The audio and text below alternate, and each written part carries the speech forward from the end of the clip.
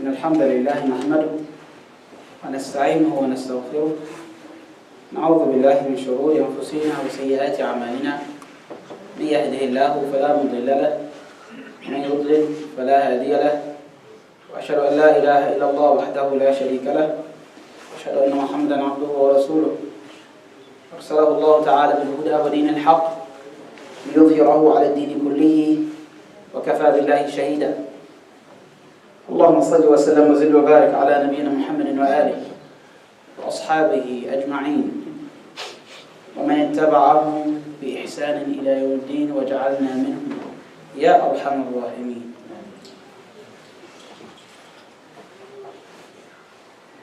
Here we are again to build a legacy through effective parent-child relations. Let's remind ourselves that parent-child relation is a two-way street, not a one-way street. So it's not just parent to child, and it's not just child to parent. It is a relationship. And in order for us to make the best of that relationship, we both have to try. That means the parents have to put effort, conscious effort, and the children also have to put conscious effort into their relationship. And guess what? The kids will not learn that unless we teach that to them. We as parents have to teach to the kids. We have to teach them how to have a positive relationship with us and to build a relationship with us. As we promised in the beginning of each lecture, we'll go over some ayats in reference to parent-child or family relations. Allah said in Surah Maryam, Surah number 19, verses 41 to 47, and Allah Jalla wa Ala said, and mentioned in the book the story of Abraham. Indeed, he was a man of truth and a prophet. Mention when he said to his father, "O my father, my dear father, why do you worship that which does not hear and does not see and will not benefit you at all? O my father, there has come to me knowledge that has not reached you. So follow me, I will guide you to the right path. O my dear father, do not worship Satan. Indeed, surely Satan has always been disobedient to the most merciful. O my father, I surely fear that you will be touched by a punishment from the most merciful, and so that you would be a companion of Satan in the hellfire."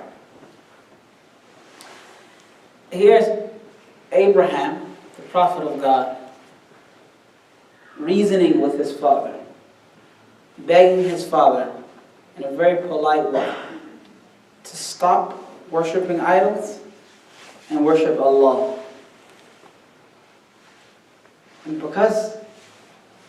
And even though his father was an idol worshiper, and some of the mufassirun, some of the scholars of the explanation of the Quran, they say that he himself carved the idols. He himself, with his own hands, Abraham's father, carved the idols out of wood and other material. But Abraham spoke to his father with honor, with dignity, with compassion. Abraham spoke to his father with understanding, with love. And his father was destined to go to hellfire. Of course, Abraham didn't know that. He hoped that his father would be saved from the fire. But he tried to reason with him, or so he tried to reason with him. I'm surprised that we can't find Muslim kids who talk to their Muslim parents with this much respect. I'm surprised that quite often we find Muslim children talk to their Muslim parents with disrespect. And here is Abraham talk to his father, an idol worshiper, an idol maker. He talked to his father with dignity and respect, love and compassion. What did he say to his father? And Allah subhanahu wa ta'ala called him a man of truth, a prophet. And he was a man of truth, meaning Allah Jalla wa Ala is letting us know that his actions were praiseworthy. What did he say to his father? He said, "Oh my father, why do you worship that which does not hear and does not see and cannot do anything for you?" He's appealing to his father with reason. The idols that you make, they cannot hear, they do not see, and they can't do anything for you. Then he said, "My father, I have received knowledge that you haven't received yet, so follow me, I will guide you to the straight path." He's letting him know that Allah has communicated with me, yani Abraham, Allah has communicated to me a message and knowledge. And with this knowledge I can help you out, I can guide you with this knowledge, so follow me. Then he said, "Oh my father, don't worship Satan. When you're worshiping idols, you're worshiping the devil himself. Because Satan has always been disobedient to the ever-merciful, to Ar-Rahman." Reasoning with his father. He then said, "My father, I fear that a torment will touch you from Ar-Rahman. And then you will be a companion of Satan in the hellfire." These different ways he tried to convince his father. Then his father said, "أَرَاغِبٌ أَنْتَ عَنْ آلِهَتِي يَا إِبْرَاهِيمُ?" Abraham, do you dare disapprove of my gods? How dare you do that? لَإِن لَمْ تَنْتَهِ لَأَرْجُمَنَّكَ. He said, if you do not stop what you're doing right now, I'm going to stone you. This is physically, or I am going to also arjumannaka, mean I will curse you. I will basically give you an earful, as some of the scholars have interpreted. وَهْجُرْنِي مَلِيًّا. He said, leave me alone for a while. Get out of my face. I don't want to see you, don't want to hear you, don't speak to me. Get out of my face. What did Abraham say to his father in response? Salamun alayk. Peace be on you. Peace be with you. Sa'astaghfiru laka rabbi. I'm going to ask my Lord to forgive you. Innahu kana bi hafiyya. He has always been very gracious to me. So this is Abraham's father, an idol worshiper, who will not listen, puffed up with pride and arrogance, told his son to be quiet and get out of his face, or he's going to harm him. And Abraham's response was, peace be on you. Peace be with you. I don't want any problems. I'm going to ask my Lord to forgive you. Sometimes our children, our Muslim children, are called from the other room by their mother or father. And they give the worst response. What? What you want? I'm busy. I'm doing something. I'll come when I'm ready. And Abraham, his father, threatened him. And he still said, Salamun alayk. He never raised his voice. He never changed his tone. He never got angry with his father. He said, I'm going to ask Allah to forgive you. Allahu Akbar. This is what we must be teaching our children, dear parents. We have to teach them that you will find leaders in our prophets. How do you look into the Quran and take what it's saying out of it and apply it to your life? But it's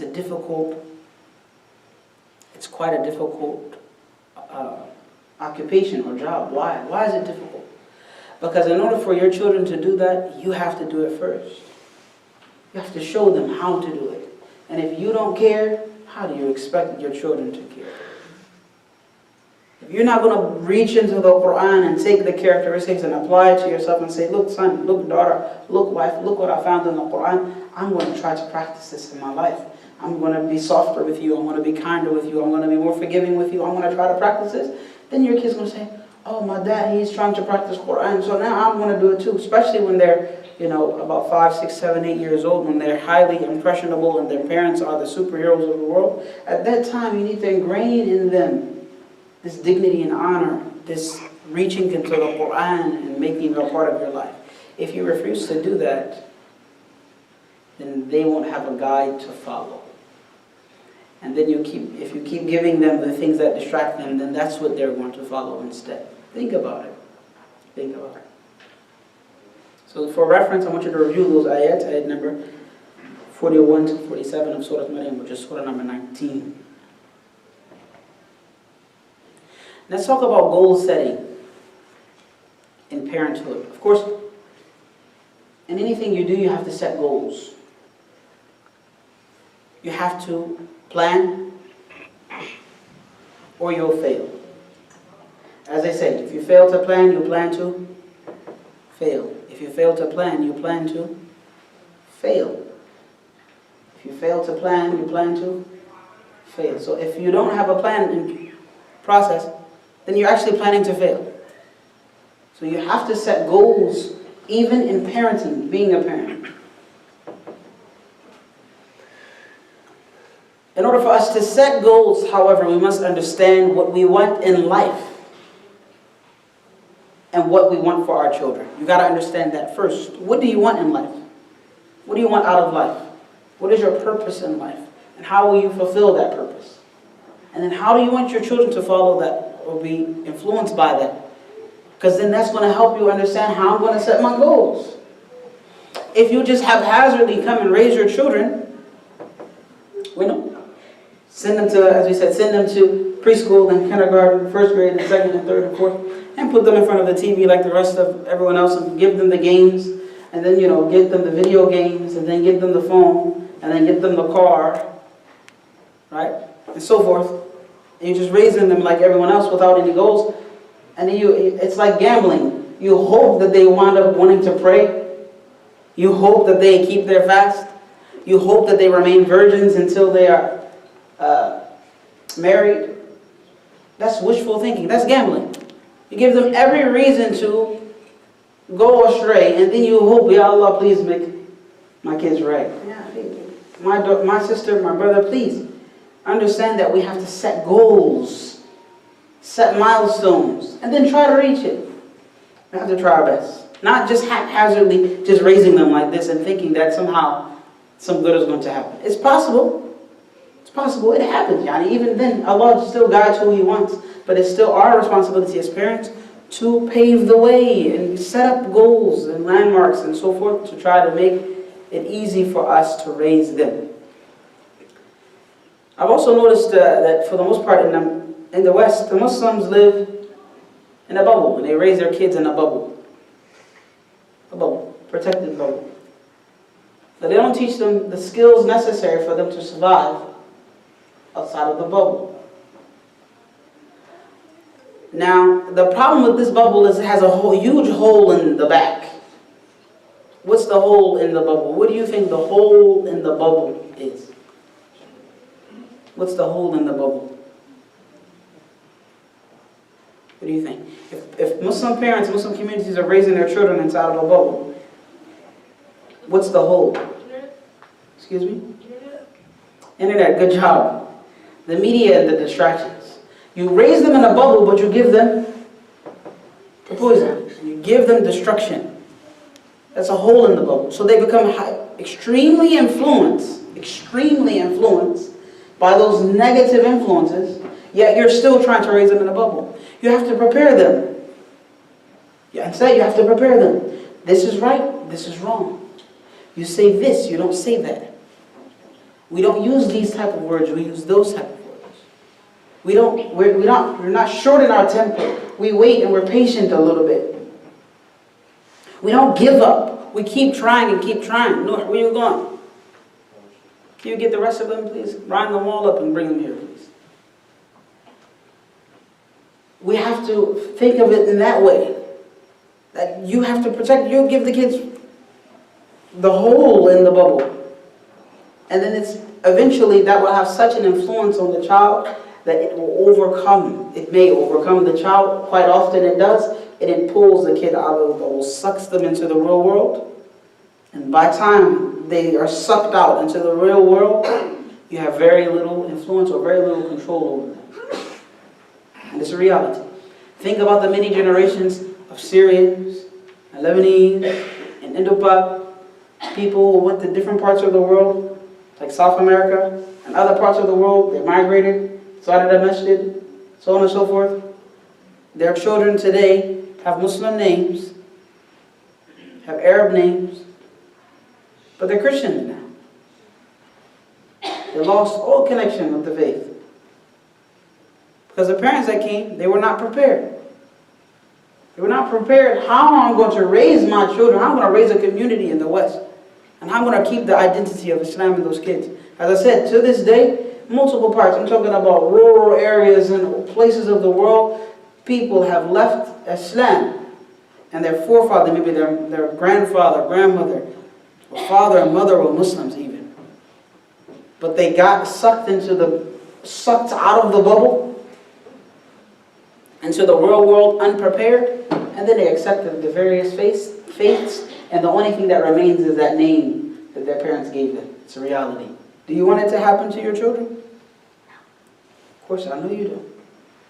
Right? And also, some people don't keep their Arab names. Yes. In addition to that, people don't keep their Arab names sometimes. The Arabic names. Change it. They change it. Sometimes out of fear. A person has a particular name, and they don't want to be recognized as Muslim or Islam or anything to do with it. They change their name. Right? Which is less importance, but it's a greater issue. Is that when you come unprepared, if you're not going to prepare to raise your children in America, then you've lost the battle already. Now you're trying to make up. Now you're trying to catch up. But you can still succeed. Right? You can still succeed. But look at how you stack the odds up against yourself. You made it difficult for yourself to even survive. But that's what these types of seminars are for, to help out. Allah Jalla wa Ala said in Surah Al-Furqan, which is Surah number 25, verse number 74. رَبَّنَا هَبْ لَنَا مِنْ أَزْوَاجِنَا وَذُرِّيَّاتِنَا قُرَّةَ أَعْيُنٍ وَجَعَلْنَا لِلْمُتَّقِينَ إِمَامًا. That the righteous people say, "Oh, our Lord, gift us from our children and our wives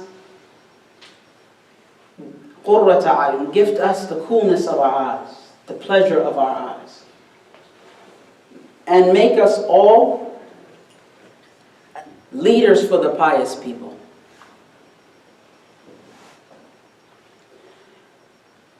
So the first half of it is make me happy and pleased with my family, both my children and my wife. Make them a source of pleasure, of satisfaction for me. And then make us leaders for the pious folk. We're going to break that down. If you're going to be pleased with your family in your household, what do you think? Give me some ideas of things that even if you're not doing them or you are doing them, what can you do in your household to make your family happy at home? Give me some ideas. What can you do? Yes, sir. Wash the dishes. Good job. I think I was his age when I started washing dishes. How old are you, son? Yeah, I was about 6 years old. That's a good job. Parents raising you well. They're giving you chores already. Allahu Akbar. Yes, sir. Doing stuff that your parents want. If your parents are planning on cleaning the house, you do it for them. Good. Help your parents out. If they plan on cleaning the house, do something. Pick up a broom. Right? Did you know that most of the kids here, I don't know, do you guys have chores at home? Yeah. All of you? A little bit? Yeah. Good, they do. MashaAllah. Do you guys have chores at home? Yeah. Do you guys have chores at home? Yeah? Good. Good. So we have to teach the kids to help out, be a helping hand, because when they come to the masjid, then they'll do the same. Right? Well, of course, if you come to the masjid, also help them, show them. If you parents come to the masjid, especially our brothers, I'm not going to rain down on you right now about it, but alhamdulillah, please, brothers, come to the masjid more often. Your place is in the masjid. Right? Help us build a community. So then, give them chores, show them at home and show them at the masjid how you can help out. What other things can we do to make the family happy at home? What can we do at home? More suggestions from our parents and sisters and brothers. Yes, sir. Doing something that will make them proud. So the kids should do something to make parents proud. And the parents should do things that make their kids proud too. If your kid is memorizing a surah, Compete with them. Say, who's going to get it first? Say, I'm going to beat you. And then you give a prize. One of them give a prize to the one who beat. That would be really nice. Yes, sir. I think when you eat together, whenever like instead of, okay, you come to work, you just eat by yourself, instead of eating by yourself, sit with your family or kids and eat together. Good job. Eat together. So if you're not doing that, brothers and sisters, please do that. Yes, ma'am. Appreciate the food the wife cooks. Appreciate the food that the wife cooks. Whatever she cooks. Say Alhamdulillah You have to. and enjoy it. You guys heard of the story of the burnt toast? Look it up. Story of the burnt toast. I don't know if it's a real story. It's probably just an example.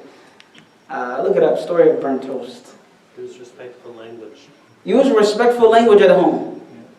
So, mom should not raise her voice at dad in front of the children.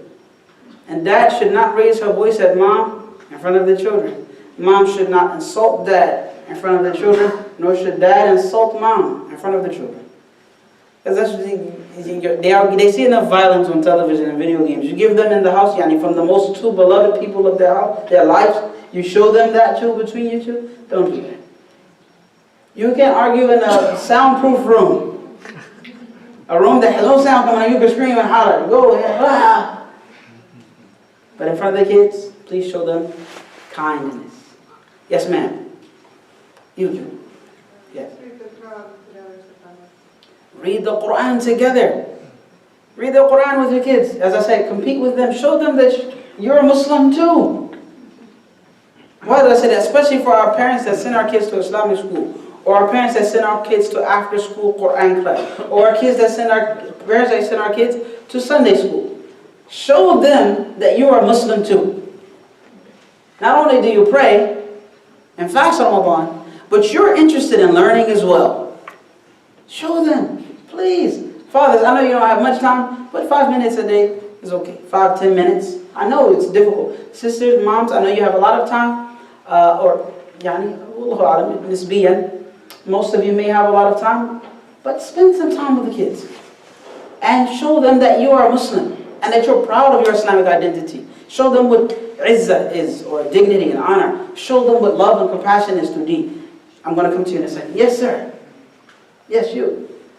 What should we do at home to make the house a better, more vibrant, or more positive place, a loving place? Yes, sir. Yeah, do homework with children. Well, my mom stopped doing homework with me at the kindergarten because she wanted to teach me to rely on the teachers. So it was a point behind that, alhamdulillah. And I did. Alhamdulillah. That actually helped me. But do your homework with your kids. You know what? My mom would help me when we have those projects, like science project.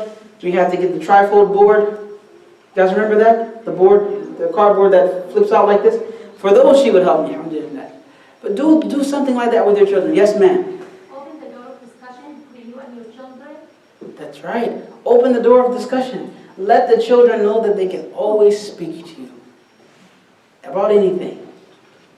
So you would actually have to, and it's kind of hard to not be judgmental as parents because you spent your whole life, don't, get up, sit down, go, come. Why did you say that? Why did you do that? So you spend that whole life doing that, so they become a little uncomfortable with speaking to you. But eventually, maybe you can cut off those type of wordings and let them know that they're welcome. Wallahu alam, you can use your intelligence to roll that out. Yes, sir. To do things without being asked. So the children should do things without being asked, right? Good. The children should do things without being asked. Have you all considered love, hugs, kiss? Hug and kiss your children. It's a wonderful thing. Prophet ﷺ one time was kissing Al-Hasan and Al-Hussein, and a man said to him, Ya Rasulullah, I've never done that with any of my kids. And he named how many kids he had, 9 or 7 or so. And he said, ﷺ, he said to that man, what can I do with you if Allah has ripped mercy out of your heart? What can I do for you, brother? How can I help you? If Allah has ripped mercy out of your heart, how can I do anything for you? Let him know that that's from mercy. To kiss your kids and hug your kids. And show them, tell them, I love you. Most of these kids don't know how to respond to I love you. If you tell them I love you, they're feeling really funny. They look funny. They feel weird. I'm like, why is it? Because they haven't been taught at home. Tell your kids you love them.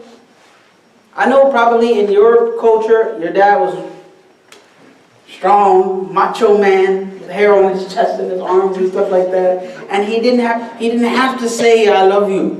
You know what I mean? You knew it. You know, I understand that, but you're in America. You're not back home. And part of that means saying, I love you to your kids, because it's different. Things are different here. Yes, it's a couple thousand miles, I understand. But it's just, you don't have the supportive culture that supports that type of mode of father. You don't have it here, so forget it. You don't. Parents have to double as friends and counselors and confidants and things like that. Back home, you had other relatives that can do those things. You don't have it here, so think about it. Tell your kids you love them. In fact, I found most of the kids, as I've taught many kids and I've been in many communities, like most of them kids, this is how they give a hug. You want to see? They give a hug like this. You know, they don't know how to do like this when you give a hug. Alhamdulillah, there is one kid that I've been teaching here so far, and he is so generous with his hugs. MashaAllah, his parents are hugging him a lot. He even hugs me. And I'm proud that, yes, there are some kids that can feel like, yes, I can show this. So please, if you can show this compassion and love, when they turn teenagers, maybe they'll be softer. Maybe. Softer in a positive way. Meaning they can show that compassion and that love. Any more suggestions? Let's suggest having meetings together. Family meetings where you sit down and discuss issues. What about that? What about games and sports with your kids? Find a sport that you like or don't like, and go play it with your kid. And just because they're adults, brothers and sisters, just because your kids are adults or almost adults, that don't mean you can't play sports with them anymore. You know, be there with them. Any more suggestions? What else should we do? Salatul Layl. We should pray at night with our kids. You know what? There was a brother, a friend of mine, and he said that what he remembered from his parents, both of them, every night, or almost every night, they would get up and they would pray Salatul Layl, Tahajjud together. And that had a big impact on his spirituality, on his Islam. That he can remember that. That's how I remember my parents, waking up at night and praying together, right? So they probably wouldn't say, kids, get up, but they can see them rumbling around, they can see them praying, they can hear them, they probably go back to sleep. But that's what he had in his mind. And this is way before the age of television, because he was quite an elder, right? So we watch TV all the way to 2 o'clock and then we go to sleep. There's no time for Qiyam al-Layl, movies and TV to 3 o'clock. And we just make up a Fajr, we'd be lucky, you know, fortunate if we did that. Let's prioritize. That's the first thing, making a happy family.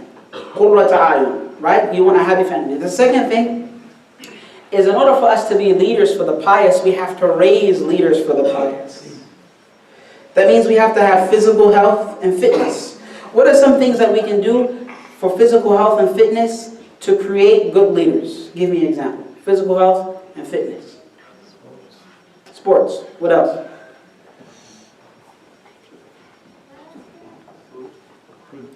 Huh? Nutrition, good job. You know, nutrition is abandoned today. MashaAllah, all of us have one of these.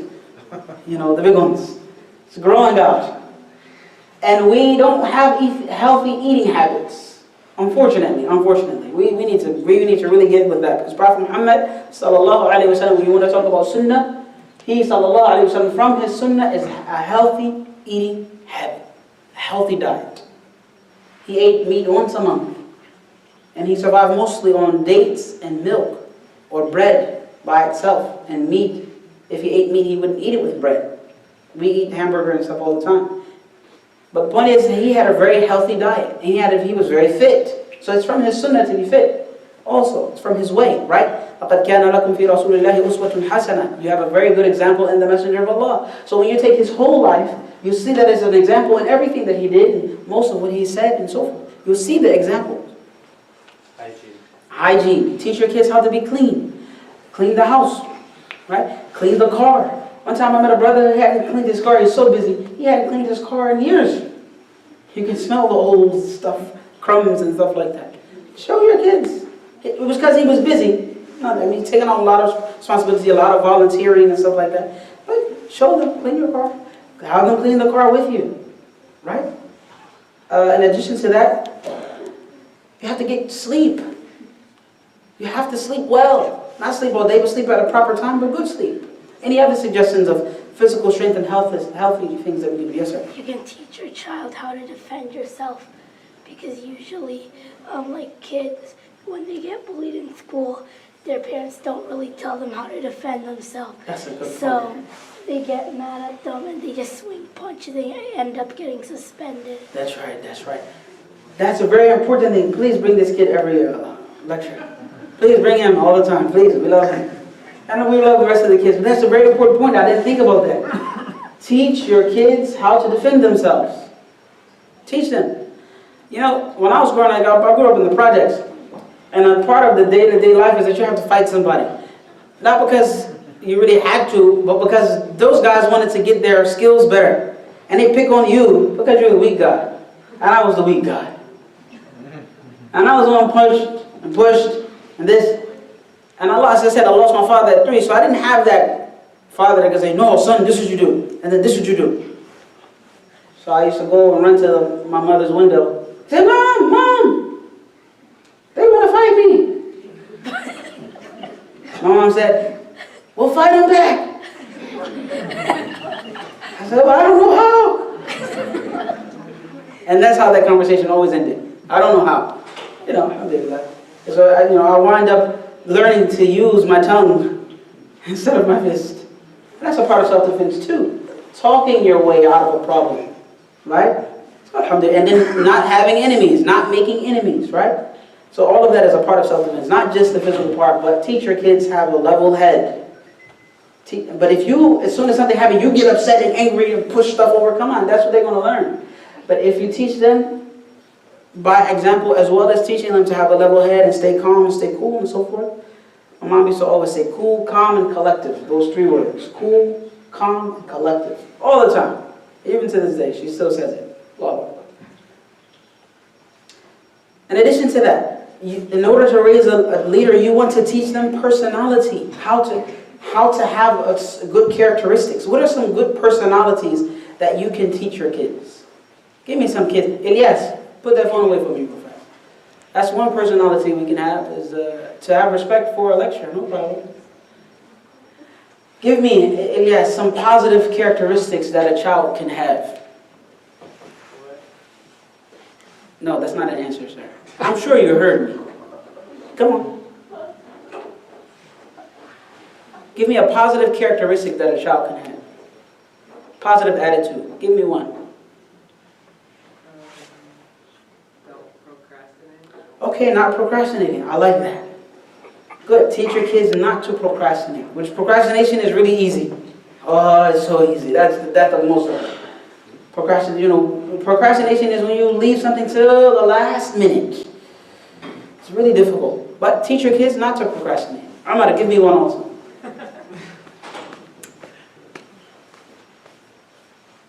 Go ahead. Give me one positive attitude that you can teach your children. Not to give up. Allahu Akbar. Like Elias is not giving up. He's tucking the phone now underneath his jacket. He think I can't see him for some reason. I'm at a very high elevation. He's not giving up. He wants to do what he wants. Play it. Yes. What else? What about love? Teach your kids love. Yes, sir. Teaching kids generosity. Teach them generosity. Teach them how to give. How to give more and take less. Yes, sir. Teach them to be honest. Good job, to tell the truth. So it won't work when the person calls you and you say, hey, tell them I'm not here. And then you've taught them how to lie. So don't do that. Yes, sir. Teach them to have a modesty. Teach them to be modest. Right? To be shy and bashful. Yes, sir. Teach them discipline. Teach them discipline. Teach them right from wrong. Teach them how to be dedicated to something. Yes, ma'am. Yes, ma'am. Not. Go ahead, both of you. Not to argue. Teach your kids not to argue. Yes, ma'am, the other one. Teach them respect. We have to teach our kids how to behave. And it's going to be difficult. Okay, guess what? If you can't teach it all to them, bring them to the masjid. Especially when they're younger. Enroll them into a Quran class. So as the years are going by and they're learning from the Quran, the imam or the ustad or whoever's teaching the class, even if you take them to the sports event at the masjid, but start them off young. So as they're developing with that teacher, they're going to learn those qualities also. Even if you can't do all of it. Of course, you can't do all of it. It takes a village. But let's move on to another thing, which in order to make leaders, so we had physical strength and health and fitness, personality. The kids also must have knowledge, wisdom, and they must have iman, faith. What are some of the things that we can do to help the children have knowledge and wisdom? Yes, sir. Teaching them valuable lessons. Teach them valuable lessons. What else? Yes, sir. Again? Absolutely. He was talking about the other topic. He was trying to answer it. Gratefulness, right? That's good. Teach them how to be grateful. Yes, sir. How about this? Think about this. We said homework already, right? Teach them that school is important. Now, I know you guys tell them to go to school and get good grades, but teach them. If you also educate yourself in front of them, do the math problems with them, perhaps they will be more encouraged to do it. Try to teach them to be disciplined more than punishing them. Right? That would help also. Teach them about their identity. That will also help. And the last thing that we could possibly do to raise leaders is to teach our children skills and teach them how to be professional.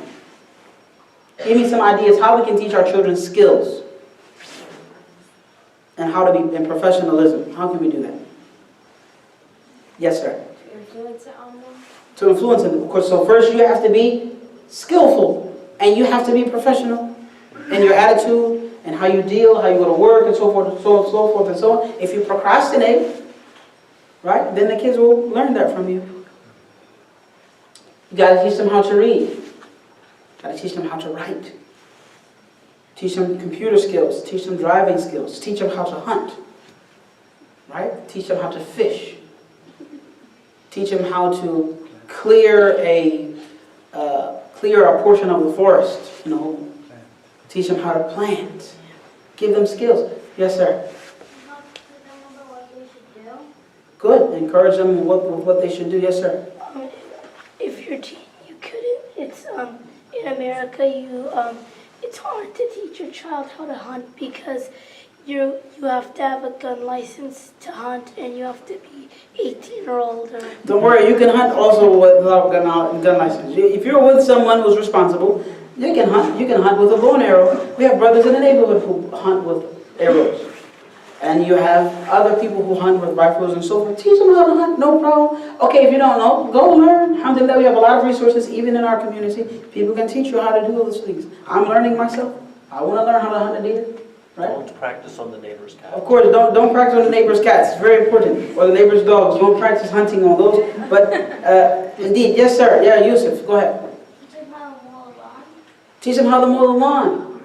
If moms, you know how if you ask a child to do something and they did it, but you feel like they could have done it better, then not only do it for them, but show them so that next time they'll do it like you did it. You see? Because moms are really particular about the neatness of things and so forth. Show them how to do it, and then they'll try their best to do that way next time and so forth. And they might come up with a better way even.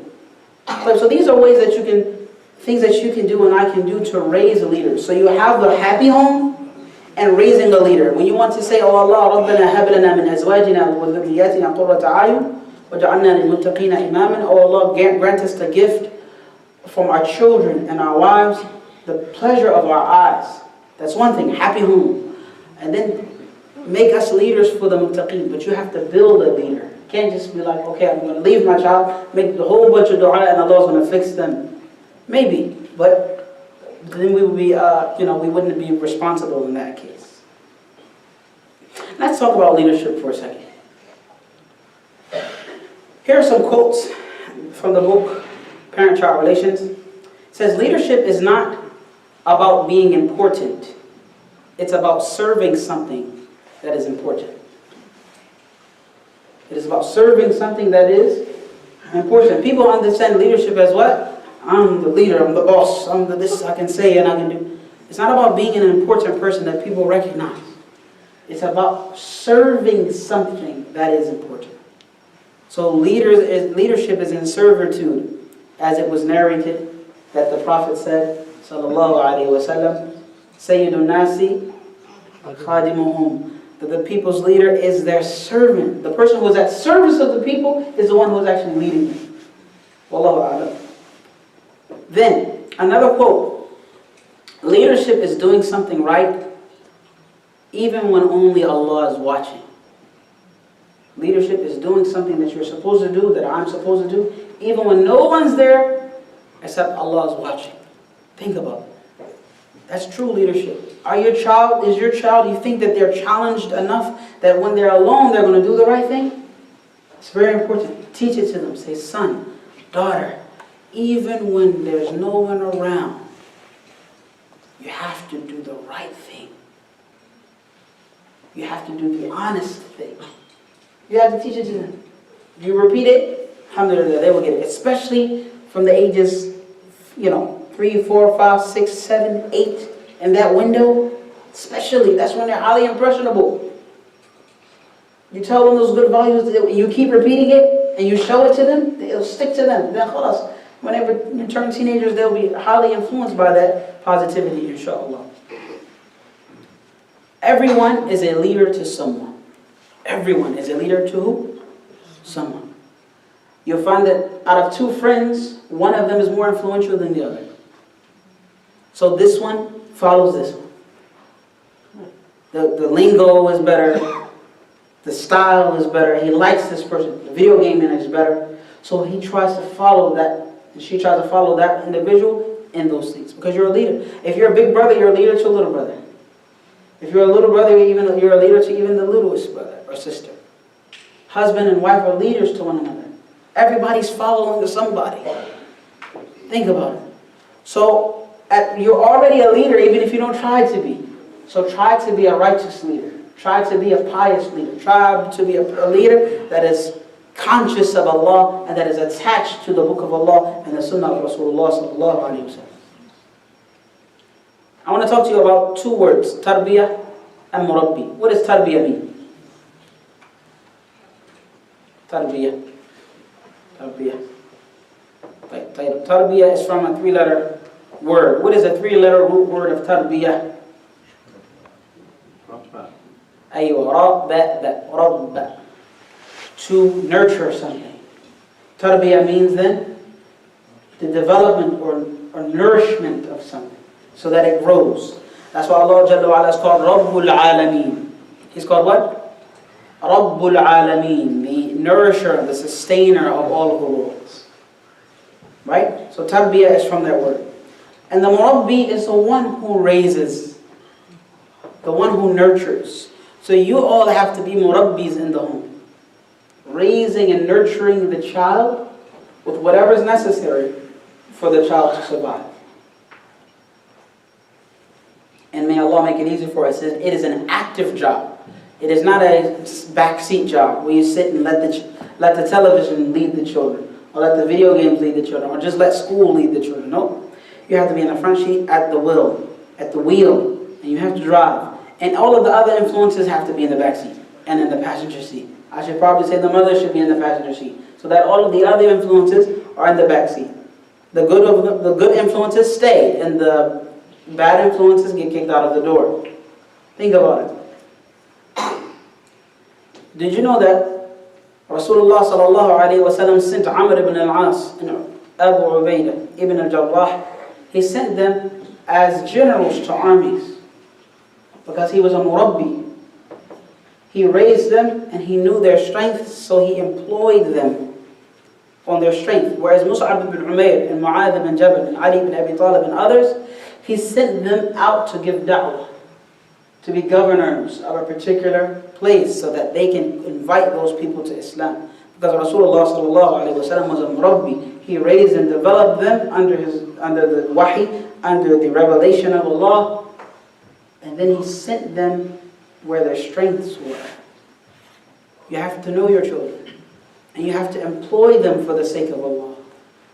Tell them, son, daughter, when you go to the masjid, this is what I want you to do. As soon as you see a piece of paper, or a top, or any lint, or something that's on a masjid carpet, I just want you to pick it up and put it in your pocket. When you get a chance, after that, put it in the trash. especially when they're 3, 4, 5, 6, 7, 8 years old, that age, especially teach it from that age. You see something, pick it up, put it in the trash. You see something out of place, you see a chair in the middle of the sofa, put it on the side. Teach them things like that. If you do that, then when they turn your age, we don't have to worry about chasing around people to get up the ice out of the parking lot. Or wondering why people just leave trash around the masjid, walk by it, and walk over it, and walk on it. Right? We have to start instilling it in our children. The last segment of this is, who are the best individuals? Who do you think the best people are? Yes, the most beneficial to others. Rasulullah said, sallallahu alayhi wa sallam. What else? Anbiya. Again? Anbiya. Prophets. Anbiya, nah. The prophets are the best of people, that's right. Nah. Who else? Who are the best of people?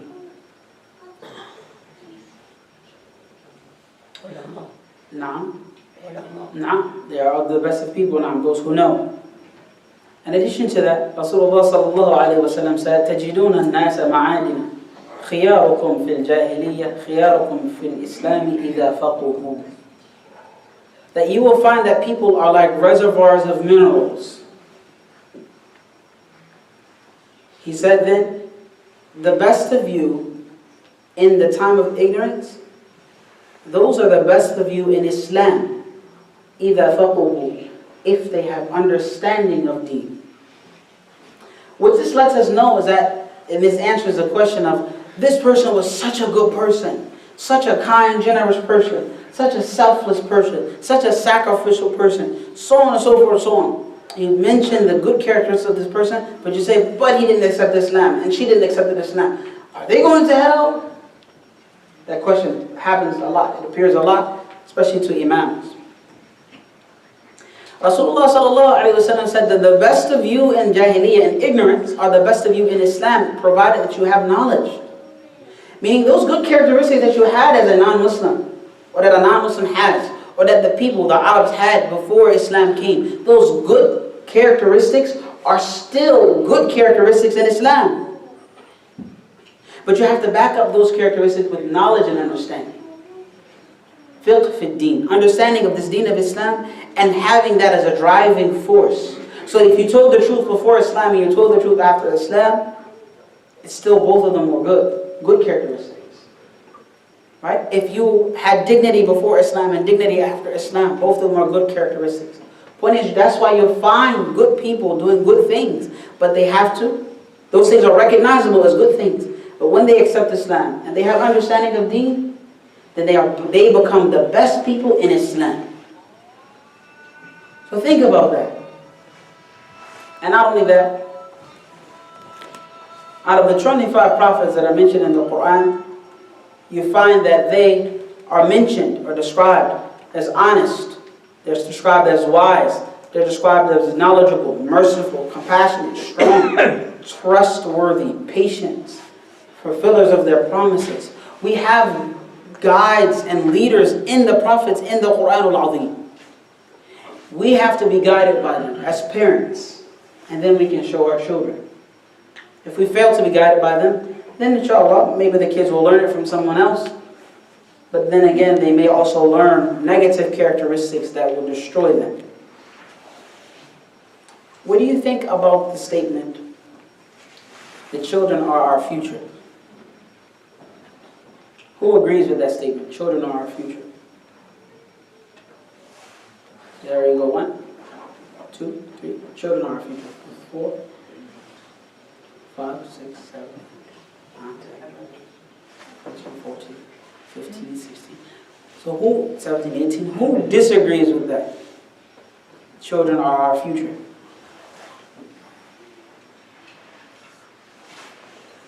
One, I disagree with that. What? I disagree with the statement that children are our future. Why? They're a reflection of what we have given them before. I'm sorry, repeat that please. Because there's a present. I said, actually, I disagree with it as well. I think they